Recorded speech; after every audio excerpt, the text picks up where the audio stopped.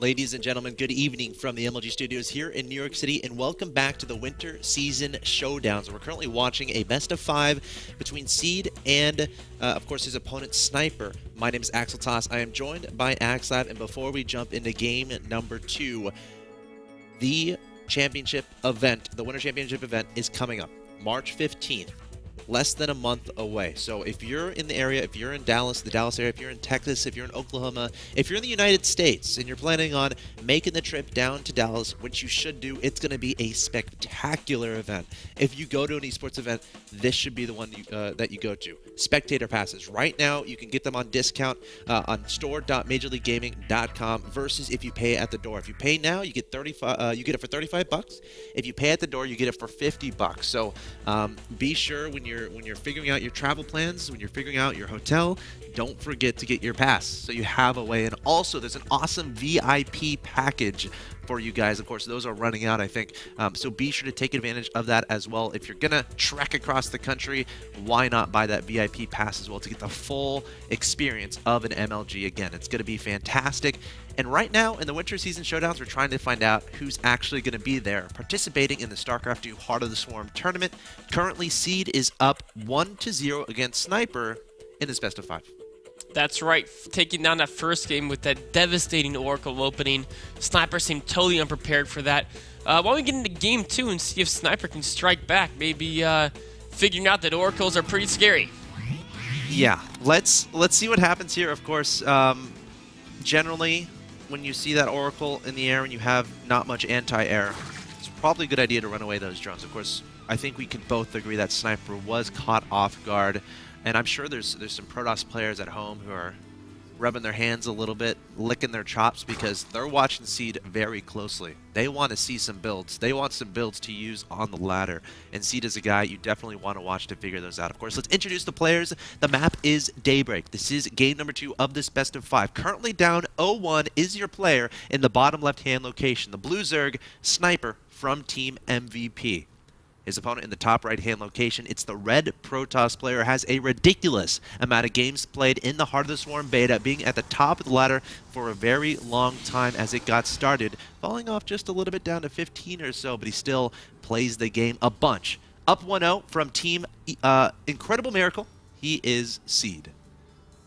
It looks like he again might be going for that gateway before Nexus type play. The pylon's on the high ground, but it's in the high ground in a position to wall off the ramp.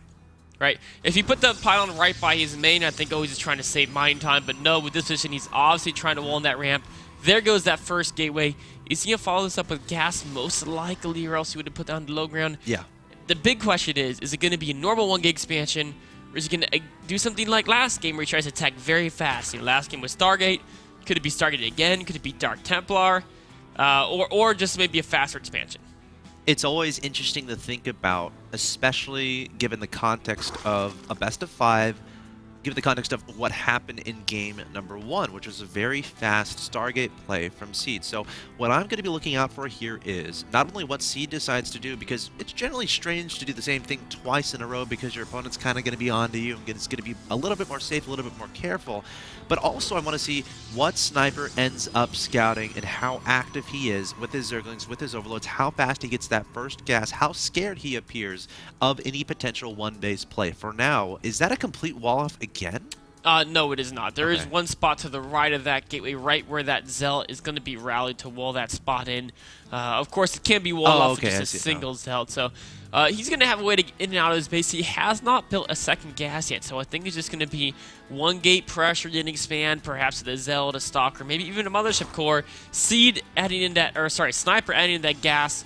Of course, you do want to get Zergling speed if your opponent has those Stalkers out in the field early, as Zerglings without speed can just be kiting around all day by this superior mobility use of the Stalkers. All right, we got a Warp Gate being chrono boosted out here, a Stalker being chrono boosted out as well, and the Nexus still has enough energy for another chrono boost. Let's see if he attributes it to that Cyber Core once again. He could get a Mothership Core out as his next unit. No, going to continue with the Pro production, so it looks like this is going to be an expansion build, but doing it in such a way to kind of scare his opponent a little bit. I mean, as a reaction to this, we don't see a third base from Sniper. In fact, he's getting a very early gas just to make sure to get speed out, I think, in order to potentially deflect against any potential early aggression. But he is going to spot his opponent's natural expansion.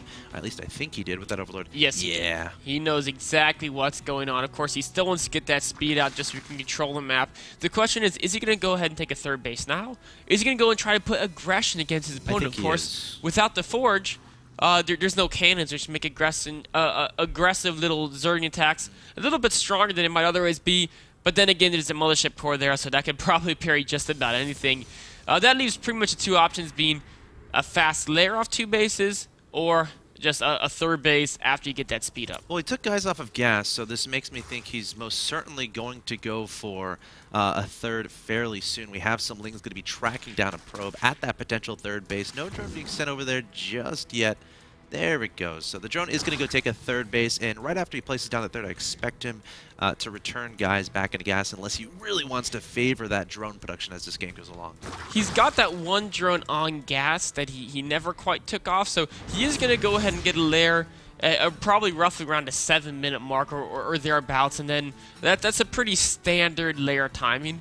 Even if you didn't get the speed first, it's just generally when Zergies like to get layers around 7 minutes. Roachhorn going down as well, so aware of potential ground-based aggression. It seems like a little bit early for a Roachhorn. If you already invested in Zerging speed, not quite sure why you need a Roachhorn so early. That's a good point. I mean, Seed's not going to have just plus to be weapons. extra safe, I guess. I mean, it could be, but you know, there's a danger to that. The Roachhorn's 150 minerals, not to mention the drone cost as well. That's sinking into your economy a lot, and we can see that in the fact that there's no food advantage. Normally, at this point in the game, a Zerg player would expect to have a food advantage, especially against a Protoss who open with a rather late Nexus. But, you know, investing into speed and the Roachhorn both at the same time really do cut into your ability to have a strong economy as a Zerg player. We also have to remember Seed's progression in the early part of this game. He went for that earlier gateway, went for that earlier Cybernex core, delayed that Nexus a little bit, so you know, if we're comparing the two builds and we're talking about the economy, Seed's economy is delayed a bit as well. But yeah, I agree. Very interesting decision there from Seed to go for that Roachhorn so fast. He hasn't utilized it just yet. No Roaches in production. But once this layer finishes, we might see him go for, heck, a fast Roach speed even. It could be he's upgrading to ranged attack, so he definitely wants to go for the Roaches, the Hydras, potentially even Swarm Hosts. Daybreak's a map where, you know, we saw Stefano demolish Titan here with just the pure mass speed Roaches. And, you know, Sniper is doing an opening that could lead into that exact same type of play. Twilight Council just now finishing here from Seed. Starting up Blink, this could be another 2-base timing type play. Let me get the income tab. 44 harvesters, still some harvesters in production. We have +1 about to finish. Probably going to start +2 right away and Chronoboost the heck out of that. This looks a lot like a 2-base timing, but the question is he going to keep up with that pro production, and is he going to take that third base and just use Blink as a defensive utility? I could see him going either way with this build. In either case, he has plenty of sentries, plenty of energy in both the sentries and the Mothership Core, so either defensively or offensively, he'll be in a good position to really get very cost-efficient trades using those energy-based units. On the other hand, Sniper, there he goes, getting that Hydranus range, the Roach speed, +1 range damage is about 2/3, 3/4 of the way done, so he's going to be ready to power out an enormous Roach Hydranus army, and that's going to put the burn on him, I feel, to be aggressive and trade units before Seed can get his tech up all the way to Colossi. Very tense situation right now as both players trying to decide, okay, is my opponent going for some sort of heavy aggression? Is he going for a timing, or is he taking expansion? Is he investing into the later game? Seed, for now, placing down that third base. Blink is about to finish +2, about 20% of the way done. Mothership Core extending forward a little bit, considering he can't get hit by those Zerglings. And look at that Sniper, gonna spot that third base. Meanwhile, Seed has scouted that that Hydralisk Den. That's a utility in Heart of the Swarm. Is the hallucination? You don't have to upgrade it. You can just use it whenever you want. And Seed has about 5 sentries on the field, accumulating a lot of energy. So, good call there, starting up with that those scouting hallucinated phoenixes.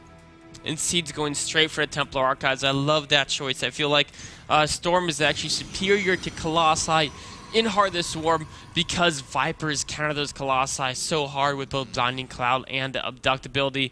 And of course, Vipers are actually not that hard to get. As soon as you have the Infestation Pit, you can go straight to Hive. It's roughly the same. Hive is the same build time as Spire. So if you have the Infestation Pit down already, did not hard to getting Corruptors, and they're actually significantly cheaper as a way to deal with Colossi. Relatively passive game up to the 11-minute, 30-second mark, but that might all change very quickly. Sniper spotted his opponent's third. He has decided he does not want that finishing. Storm has just now started, so Seed isn't going to have Storm available for the near future to defend against this push. Might have to turn his High Templars into Archons, but no, going to keep them High Templars for now. A very wise choice. You don't want to make them Archons unless you absolutely have to. Link's coming in here from Sniper. There's the blink from Seed, but keep in mind, there could be a counterattack at the natural expansion. Plenty of Roaches and Hydras there waiting to pounce. Oh, when they're getting up the ramp, they're getting to a nice position where the concave is actually maybe favoring Sniper. Speed is going to reinforce, but great force fields by Seed, really keeping those units back, but he was unable to trap the amount of speediness he wanted. He's zoning himself out of his own natural expansion, though. He might want to get over there and try to force field the ramp so his opponent can't get up there and do ridiculous damage in his main base, but very nice positioning here from Sniper. There's a Time Warp from Seed. He's going to try to engage here. Storm is about to finish High Templars, waiting to use that Storm. Sniper might have spotted the High Templars, doesn't want to risk it, going to be backing away for now. But Seed, keep in mind, he's getting that third up. That's his main priority right now. Storm is now finished, so we will have that ability to defend against this. And I don't think this is going to work from Sniper. I really don't. I mean, it's going to be tricky against Storm. At least there's very few force fields left. There are the storms. Massive storms. Great storms there from Seed, melting away plenty of Hydras, Roaches, and pretty much every single Zergling. Seed is down in supply right now. There are Lings wrapping to that natural expansion, targeting down the Nexus. Zealot's being warped in here for Seed, and he should be able to clean this up without too much trouble, but lost some High Templars, lost most of his expensive units in those sentries, in those High Templars. Actually, look at that. He did make 2 of those High Templars into an Archon. Behind this, Sniper taking a forward base. Income tab shows 68 to 66, so I think we're pretty even at this point, to be completely honest. I mean, if anything, Seed still has that tech advantage with the High Templars, and we don't see... Oh, well, there we go. We have Pathogen Glance about to finish here for Sniper, so he's about to get into that Infestor production. I still feel like Seed definitely has advantage. He's got the superior upgrades. He's got a significantly superior army at this point with the Blink Stalker, the Storm, etc. Whereas, you know, yes, Sniper's up by about 40 supply now, but 40 supply is not very much considering it's all Roaches and Hydras, units that aren't worth quite as much as their Protoss equivalents per food equivalency. Seed's also adding 6 more war upgrades, so he can power up a huge army really fast. Sniper's got to find a way to add in some extra tech, extra value. That's exactly what he's doing, going for that Hive and those Infestors. All right, so looking at units lost really quick, 99 to 23, pretty far in favor of Seed there. Researching Charge and +3 is about to finish. This could actually be a great time to counterattack, to actually attack his opponent. But look at this, Sniper could potentially go for a counter, engaging at that third base, but no, going to back away and try to defend against this push. I was thinking Sniper might split up his army in 2 there and set up flank, but no, he's just going to try to confront this army head-on. Decent concave, spreading out the Roaches and the Hydra. Storms going down here from Seed. Nice splitting with Hydras. I never thought I'd say that from Sniper, but more and more storms going down. And there's the Time Warp from the Mothership Core. Seed with some awesome Blink Micro here, trying to stay away from those Roaches and Hydras, but does Sniper have too much? Great concave from Sniper and able to take down pretty much the entire army. The Stalkers blinking over the rocks, the Roaches and Hydras wishing they could follow. But going to go up to the north. Seed has a bunch of gateways worth of reinforcements here, warping into all of those Stalkers at that pylon. But I think Sniper is definitely going to hold this off. His 4th is going to be just fine. He's going to hold it off for now, going blow for blow. Blink Stalker versus Roach Hydra, a very, very even fight. As they're getting off the creep, those Seeds able to be a little bit cost efficient by using that mobility to blink. Oh, that was almost a brilliant move by Seed there. If those Zealots were able to warp in, they would have slaughtered the Hydras with their +3 in charge upgrade, hitting from behind. But as it is, without that warp in, that really destroyed Seed's momentum. And now Vipers are being produced, and their Blinding Cloud ability will be useful against the Stalkers. Hydras are starting to scale up here for Sniper, up to 24 on the field, and once those Vipers get mixed in, his composition is going to be incredible. If the logical next step, if you see this much Hydras, is either, of course, Storm or those Colossi. We saw Seed go for the Storms, but as long as Sniper gets those great engagement positions, ridiculous concaves around his opponent's army, and he can split relatively efficiently, it shouldn't be that difficult to deal with the High Templars, but of course getting in that situation to begin with might represent most of the difficulty there. And there's not even any High Templars here. He's going for pure Blink Stalkers. He is. As soon as he lost those first ones, he really wanted to just crank out pure Blink Stalker. Of course, as Blink Stalker's numbers get really big against a pure Roach Hydra army, you can often just micro them to death with rows and rows of blinking units. But here Sniper comes in on the creep with the Overseer for detection. The Vipers are coming in. So many Stalkers there, but there's the Blinding Cloud, rendering a lot of those Stalkers useless. What a genius move there from Sniper, and now the Hydra's getting so much damage done. The Stalkers pressing up close against these Hydras, not what they want to do, but they have no choice because of that Blinding Cloud, ruining their effectiveness, and just like that, 179 to 108 is the supply advantage for Sniper C, trying to get some damage done, blinking around with these Stalkers, but it's only a matter of time before a fungal hits, and it could come momentarily. I'm looking for those infections, but no, it looks like these Stalkers will end up sneaking away, but there's a fungal catching 4 of them, and Seed getting pretty crushed there in that engagement. He is. That was definitely a resounding win for Sniper. Of course, as they keep trading units and trading units and trading units, what's going to happen is the mains will run out of resources. We see that already. Seed only has a few mineral patches left in his main. The same is true with Sniper, but Sniper's drones from his main can transfer over to that 4th base, whereas Seed is now relegated to 2-base economy. All right, very tense situation here. Once again, Seed trying to mix back in those High Templars. Has 2 or 3 back home. I'm not sure. Yes, they do have enough energy for Storm. Sniper's going to back away for now, but he's almost maxed, so wants to try to get a cost-efficient trade going, and what better time than now? Storm going down, decent splitting there from Sniper. Going to back away once again, and Seed is going to be tasked with defending 2 locations here, his natural and his 3rd, and more importantly, he can't really move out, so Sniper has that map control. He can take bases anywhere on the map at this point, even adding on that Ultralisk Cavern, but his unit composition right now is looking very terrifying. It really is. It's so easy to replace as well with his great economy. There's going to be 5 Zealots sneaking around the left side of the map. They're just hanging out on creep, though. All right, we'll keep an eye on that. Seed is going to try to engage down this ramp. Ling's going to be scouting a little bit. Looks like the Zealot's going to start dicing up this base on the left-hand side, and Sniper is going to treat everything to potentially deal with this. I like the idea there from Seed to potentially do that. And in doing that, he's able to get outside of that restricted area he was in, approaching the middle map, approaching the Watchtower as the Zealots get picked off, and Seed is going to start setting up that 4th. But the question is going to be, can he defend against the inevitable attack here from Sniper? That's going to be a tough question. Of course, this is always a battle of positioning. We can see Snipers trying to spread that creep around. If he can get that creep really spread into the area, it'll allow him to move his units faster, which gives him the ability to set up those concaves very quickly.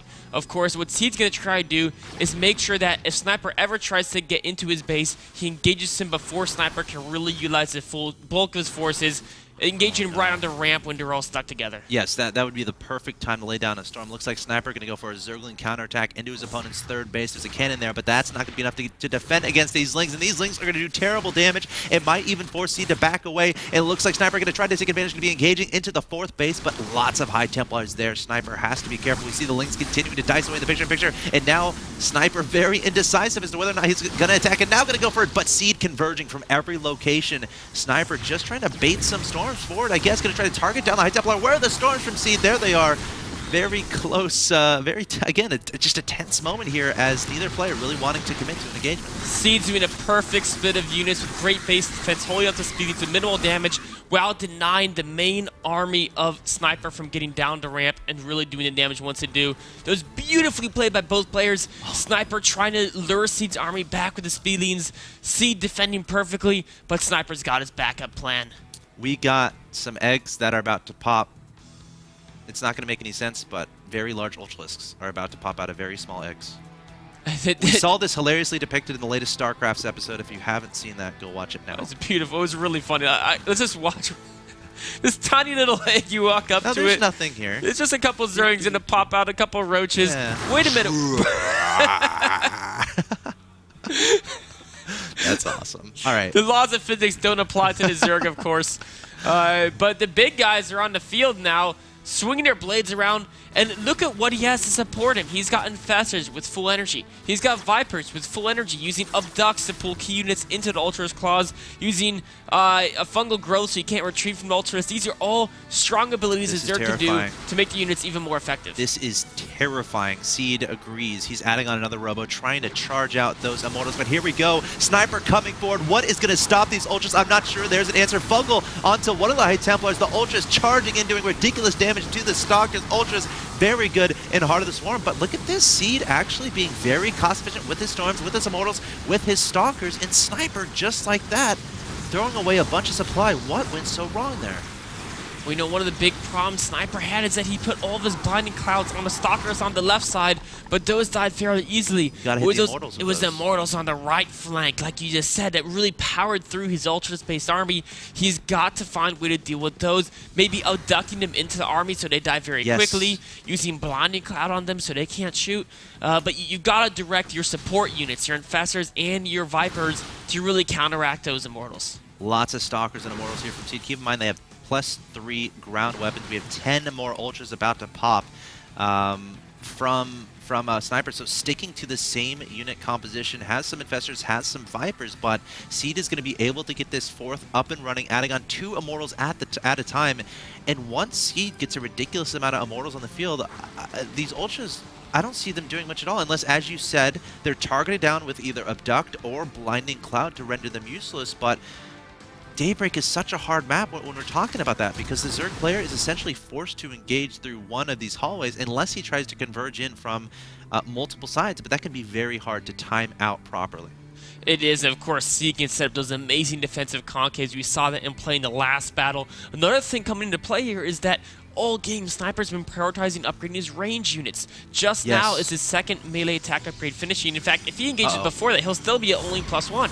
Sniper engaging forward at this Nexus. There goes a Time Warp, going to slow down a lot of those Ultras. There goes the Blinding Cloud, only hitting 1 Immortal. Sniper trying to make it happen with these Ultras, but look at how fast their health is going down. Another Storm going down. Immortal getting targeted down. Finally, there's the Abduct onto one of the Immortals. He's going to try to scurry away. Sniper trying to power through here with these Ultras, going after that middle line at the 4th base. Nothing but Stalkers being warped in here from Seed to try to deal with this. A very close battle indeed, but Sniper up 137 to 104 supply. 4 more Ultras in production. I don't think there's a chance he takes out Seed now, but definitely doing a lot of damage to his opponent's economy. He's focusing the Nexus down, but wait, no, he stops.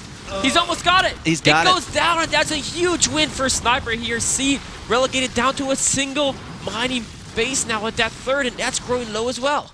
Seed might just have to move across the map now and try to see what he can do. I don't know what his other option is, considering his natural expansion's mined out, his main is mined out, obviously. His 3rd is almost mined out even as well. Meanwhile, sending some Zealots to that top left-hand location base, trying to track down those drones. That's what he has to do. At least go after his opponent's economy, but he's starting to amass a little bit of an army here to do some counter-aggression, but we got Spine Crawlers back here. We got more Ultras. I mean, he kind of has to attack, but moving this small army onto creep when it's primarily Blink Stalkers, the Blink Stalker's mobility is so mitigated on creep that he's going to get run over. That's exactly what's happening here. Only option here. There's the Abduct Seed throwing down the GG, and Sniper making those Ultras eventually work. Blow for blow, that game was so back and forth. Definitely one of the best games we've seen so far in the winter season showdowns. And just like that, Sniper able to even up the series 1-1. Such beautiful play on both sides there. I was especially impressed with the situation when, you know, Seed is trying to set the 4th base. Sniper knew he wanted to attack, but he knew he couldn't go down the ramp, so he had the speedings running around. But then, like, they're positioning at the 4th. And at the same time, they're both microing like madmen with warping in to block the speed leans, building positioning. It was a beautiful game to watch. You're going to have fun on Rules of Engagement with that one, I think. I am tomorrow. That's going to be tomorrow. Also, another great moment of that game was when Seed was pretty much making exclusively Stalkers. And we saw how effective Blinding Cloud can be against a Blink Stalker force like that, especially when you have Hydras there as well. And of course, there's no charge lot to potentially dice up those Hydras. And when there's only Stalkers there and you put down the Blinding Cloud, when you aim with your Stalkers, they can't attack. So they're just running into the Hydras. And when that happens, they're all going to start dying. Very cool use of that Blinding Cloud there from Sniper to take down a lot of those Stalkers. Yeah, that was a battle that I think if that was Wings of Liberty, those Stalkers would beat the Roach Hydra without a problem. It's just like you mentioned, I mean, Stalkers, when you put the range from 6 to 0 with that blinding cloud, they can't do much, can they? Not so effective anymore, no. All right, guys, we're watching a best of 5 between Seed and Sniper. Again, the winner goes to Dallas, all expenses paid trip to the Winter Championship event. Get people in here. Tell people this is going on. Go on Team Liquid. Go on Reddit. Join the conversation because we're tied 1-1 going into Game 3. Stay tuned.